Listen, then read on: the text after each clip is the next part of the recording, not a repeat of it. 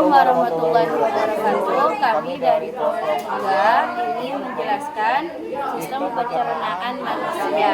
Di sini ada gigi, terus lidah, terus faring, esofagus, kelenjar ludah, lanjut ke hati, terus ke lambung, pankreas, duodenum, kolom, ileum, kolom, appendix, jejunum, rektum, lanjut ke anus. Sistem pencernaan pada manusia. Proses sistem pencernaan makanan dimulai dari mulut. Di sini mulut terjadi dua jenis pencernaan sekaligus, yaitu pencernaan mekanik dan enzimatis.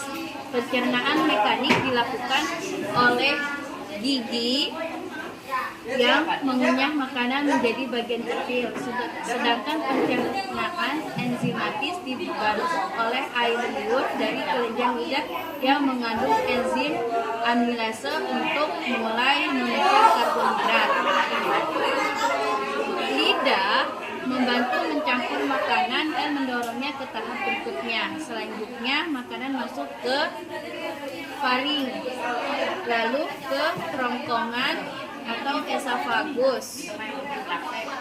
Pada bagian ini makanan tidak dicerna tetapi didorong menuju ke lambung melalui gerakan peristaltik, yaitu kontraksi otot secara bergelombang. Setelah itu makanan sampai ke lambung. Di lambung terjadi pencernaan mekanik melalui pengadukan dan pencernaan enzimatis dengan bantuan asam lambung dan enzim seperti pepsin yang berfungsi memecah protein menjadi molekul yang lebih sederhana.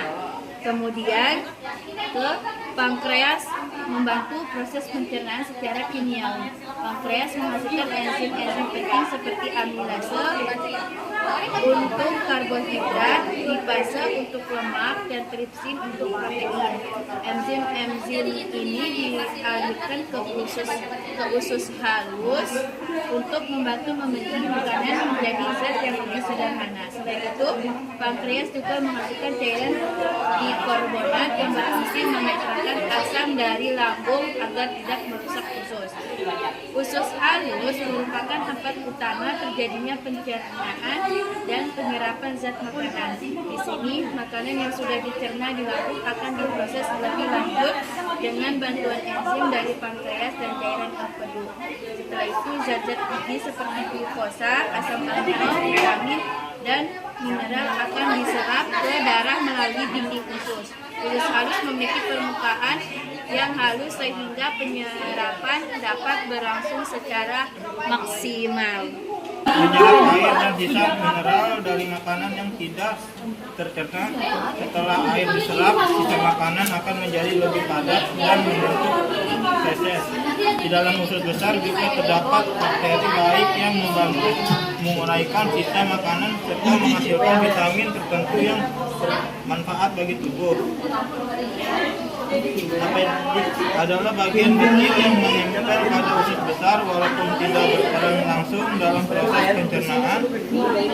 Appendix memiliki fungsi sebagai tempat penyimpanan bakteri baik yang dapat membantu menjaga kesehatan sistem pencernaan dan mendukung sistem kekebalan tubuh.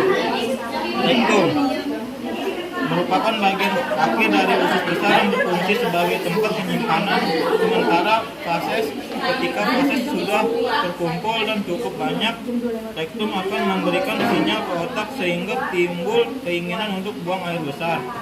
Anus besar adalah bagian paling akhir dari saluran pencernaan. Fungsinya adalah mengeluarkan feses dari dalam tubuh. Proses ini diatur oleh otot sphincter yang dapat membuka dan menutup sehingga pengeluaran feses dapat dikontrol.